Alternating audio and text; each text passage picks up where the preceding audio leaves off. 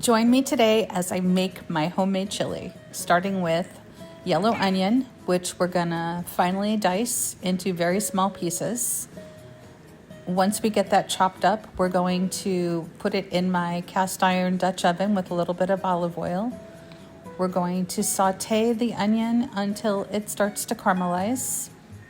While that's working its magic, we're gonna go ahead and chop up some garlic. We're gonna crush the garlic, pound it out, and then chop it nice and fine.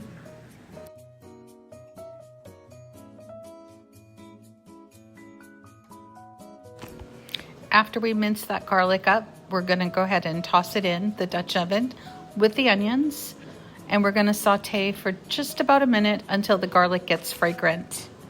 And then we're going to remove the garlic and onion and set it aside so we can cook our meat. We're going to add the ground round and the sirloin right to that seasoned Dutch oven with all the flavors of the onion and garlic. We're gonna cook the meat until it's all browned and there's no more pink.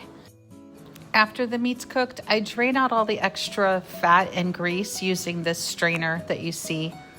And then we're gonna add in our tomatoes drained, and then we're going to just crush those with my wooden spatula and just get those into small bite-sized pieces. Once our tomatoes are broken down, we're gonna go ahead and combine that with the ground beef. And then we're gonna go ahead and re-add our garlic and onion that we cooked previously and mix that all together.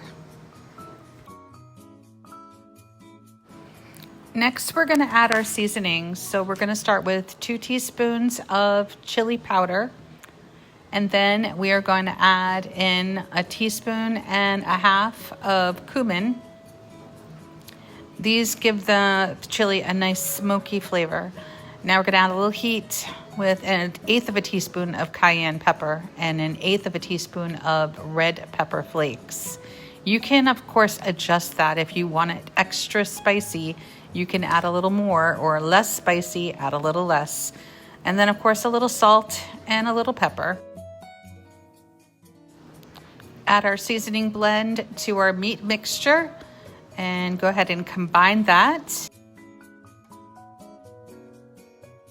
I am adding in an entire filet mignon chopped up raw right into my already cooked ground beef. It is gonna simmer along with the chili and just make this chili next level. To intensify the beefiness, we're gonna add in Better Than Bouillon into 3 cups of water. Better Than Bouillon makes anything taste like it's been cooking for 15 hours. I'm just gonna whisk it until it blends, and then we are going to pour it directly into our beef mixture along with a tablespoon or 2 of tomato paste to help thicken our chili. And here we go.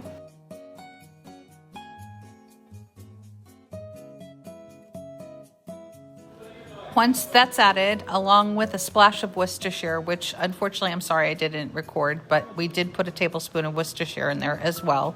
We'll give it a good mix, and then we are going to cover it and let it simmer over low to medium heat and stir occasionally over the next couple of hours. While the chili was cooking away, I went ahead and whipped up a little bit of cornbread. This was just a mix, Krusteaz honey cornbread. It's 4 ingredients, Krusteaz mix along with egg, milk, and butter. Then I also chopped up some little toppings to go with the chili, some green onion, a little purple onion, and then I also gathered some sour cream and some shredded cheese and got my little topping bar ready to go. And the reveal, my homemade chili, which has been smelling up my house for the last few hours. It smells incredible. It came out perfect, in my opinion, as far as the texture. Look at that. Yum. Let's top it. Little purple onion, a little green onion, a little bit of cheese, a little bit of sour cream, a slice of cornbread to go with it, and then it's time to do the taste test. Okay, first bite.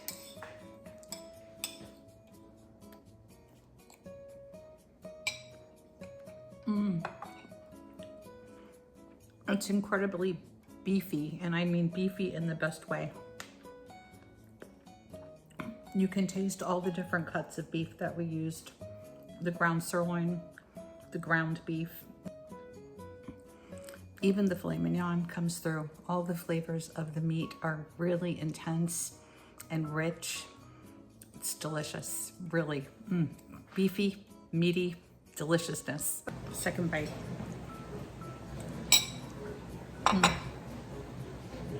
It's been simmering for hours, so all the flavors really had a lot of time to come together and just build up this multiple layers of deliciousness.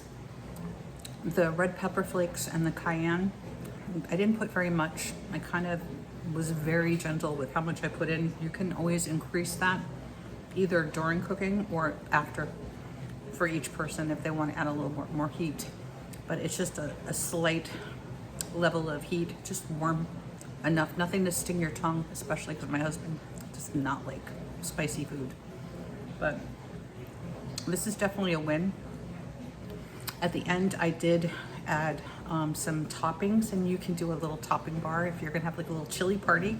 That's a fun thing to do.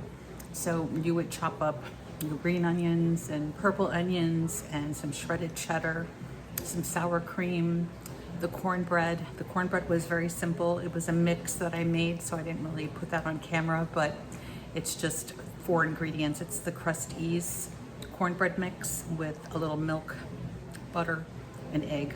Beat it, bake it. That's it. Very simple. But this was definitely a win, and it's the perfect meal for today with our weather being in the 40s here in Florida. It was definitely a chilly kind of day, so thanks for joining me today while I made my chili. Thanks for watching, and if you'd like the recipe, I'd be happy to share it. Just drop a comment below and I'll send you a PDF with my personal recipe for homemade chili. Also, if you enjoyed this video, please don't forget to like and subscribe.